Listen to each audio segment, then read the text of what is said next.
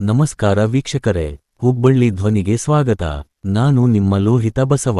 ಹುಬ್ಬಳ್ಳಿಯ ಅರವಿಂದ ನಗರದಲ್ಲಿರುವ ಭಾರತೀಯ ಜನತಾ ಪಕ್ಷದ ಕಚೇರಿಯಲ್ಲಿ ರವಿವಾರ ದಿವಸದಂದು ನಡೆಯಲಿರುವ ಕಾರ್ಯಾಗಾರ ಕಾರ್ಯಕ್ರಮದ ಪೂರ್ವಭಾವಿ ಸಿದ್ಧತಾ ಅಂಗವಾಗಿ ಬಿಜೆಪಿ ಕಾರ್ಯಕರ್ತರು ತಮ್ಮ ಪಕ್ಷದ ಕಚೇರಿಯ ಸುತ್ತಮುತ್ತಲೂ ಪ್ರಚಾರದ ಉದ್ದೇಶದಿಂದ ರಸ್ತೆಯ ಅಕ್ಕಪಕ್ಕದಲ್ಲಿರುವ ಕಂಬಗಳಿಗೆ ಬಿಜೆಪಿ ಪಕ್ಷದ ಧ್ವಜ ಕಟ್ಟಿಕೊಂಡಿದ್ದರು.